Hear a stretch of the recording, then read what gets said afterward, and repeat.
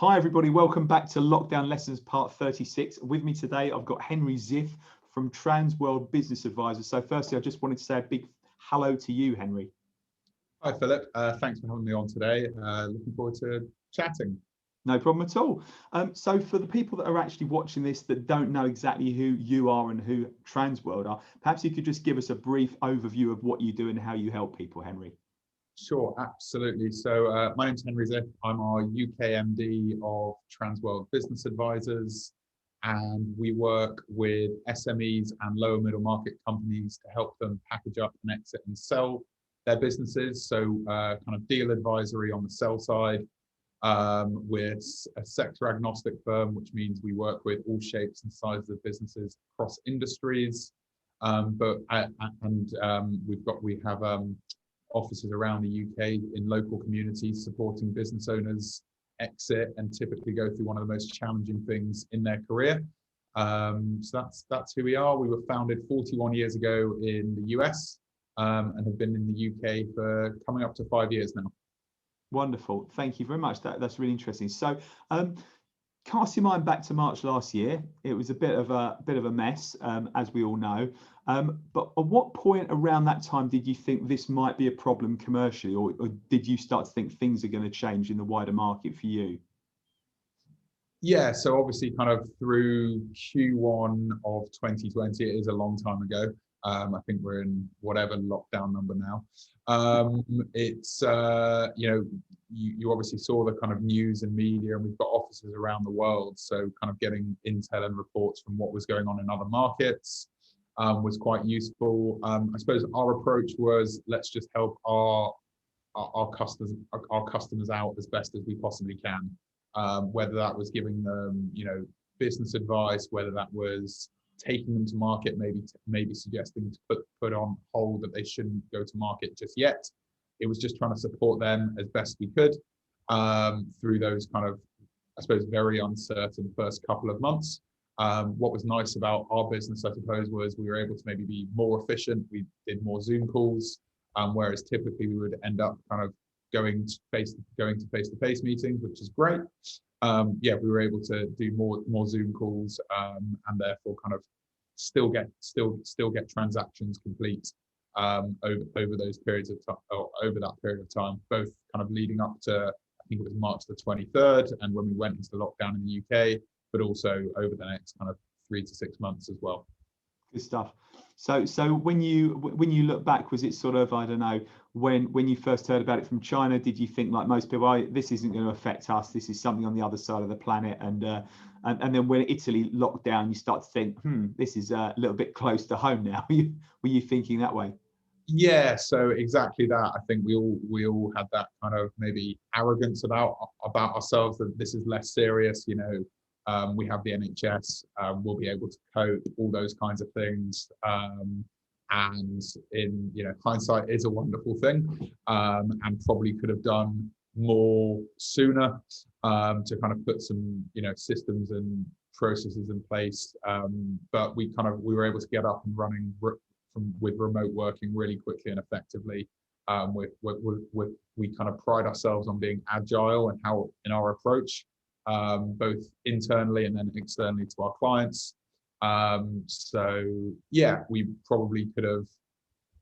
I think we were like everybody else. I suppose personally, I had some friends that started coming down with the virus as well. So kind of started seeing kind of through Feb and March. People were certainly getting ill.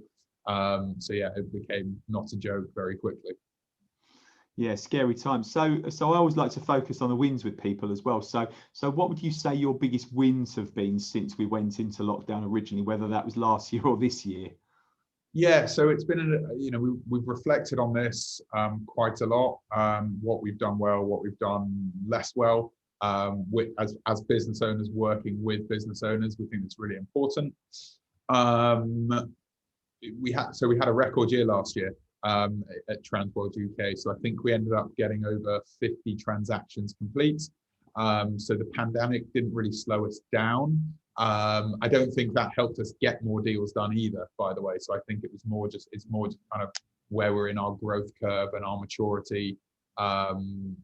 through being in business here in the UK now for kind of coming up to 4 or 5 years. So that I think is obviously a win, when we were still able to get transactions complete. Number two, we were, I think, where we weren't able to get transactions complete, just supporting clients. If we have hospitality clients, we have travel clients, we have, we work across different sectors where people were really impacted. So being able to support our hospitality clients, maybe where some of them have miraculously made more profit in the last year than they've ever made before, because they've been able to cut their costs. They've not been paying, their overheads are lower, all those things. They've just been doing kind of takeout, delivery, home meal kits.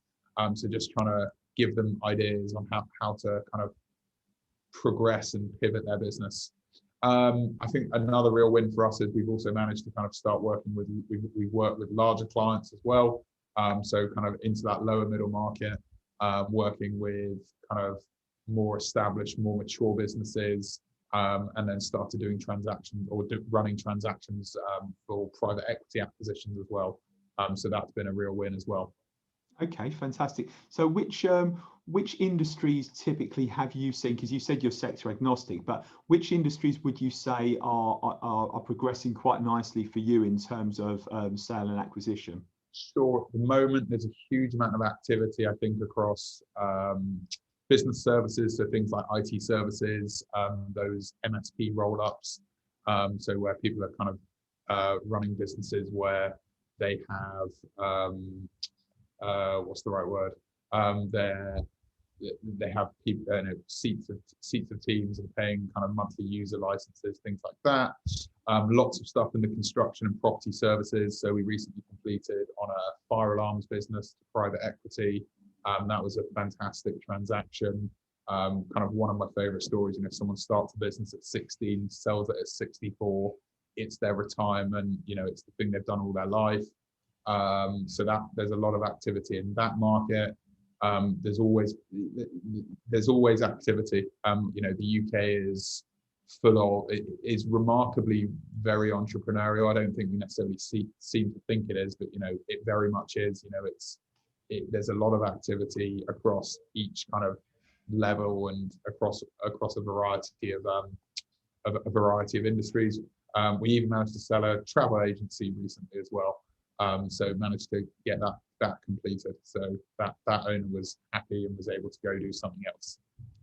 Wonderful, wonderful. So a nice long string of wins, and also some interesting insights into the growth areas and which businesses are selling at the moment in which areas as well. So that was great. So I suppose from a personal point of view, what was the first thing you did once you came out of the last lockdown? What was the first thing you did that you were able to do that you would what before you couldn't do it? You were shut away. Now you're out into the open and doing stuff that you enjoy. So it was probably either like go to the gym or get a haircut. I think it was probably gym. I'm done with home workouts are okay, but I like to try and stay fit and healthy. But where I'm one of those people that live in an apartment by myself, so it's office, gym, living area is kind of all in one. So actually being able to kind of go work out in a gym was, I think, the first thing I chose to do. I think that was it, and then I think the haircut was shortly after that. much needed one as well. I didn't have that problem, obviously, so it wasn't such a big deal for me, but I appreciate getting down the gym. That's brilliant.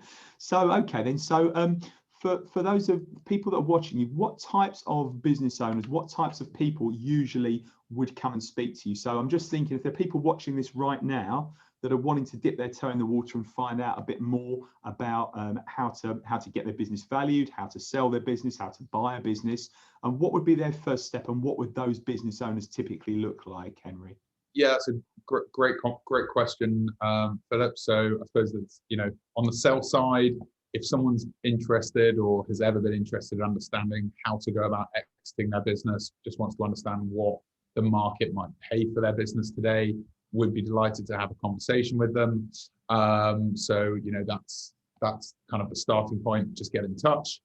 And then on the buy side, it's I think we've seen anything in the last year, organic growth has been very difficult. So if you're interested in growing your business potentially through acquisition, or understanding how to grow your business through acquisition, again, we'd be delighted to have a conversation on how that works, what to look out for, what are some of the kind of pitfalls and things to kind of be aware of. So again, both sell side or buy side, we're typically sell side advisors. So and that's kind of what the owners there will want to know, what are some of the value drivers on a transaction, what makes my business be worth more, and then also what are the deal killers as well, what are the things that are going to kill your transaction or make it worth less. So those are the things you want to be aware of before going into a transaction and maybe fix with someone like yourself. And then we're able to manage the transaction process, go and find buyers, and manage the process through due diligence and legals. Good. So I suppose the final question is, if anyone wants to get in contact with you, Henry, I'm happy to leave your details below in the comments on YouTube and LinkedIn. But what's the best way they can reach you? Well, there's a lot of mediums, all right? So give us a call in the office, which is 0203 911 1059. Email, so henry@tworlduk.com, or find us on social media, find us through you, Phil. So lots of different ways. Find me on LinkedIn. Please reach out. We'd be more than happy to speak with anyone and see if we can help. Lovely. Well, I appreciate that. Thank you so much for your time, Henry. I'm sure we'll catch up soon, but thanks very much for the interview. Really appreciate your insights and information. Brilliant. Thanks, Phil. Likewise, thanks for having me on today. Really appreciate it. No problem at all, Henry. Take care. Same to you. Bye. Bye.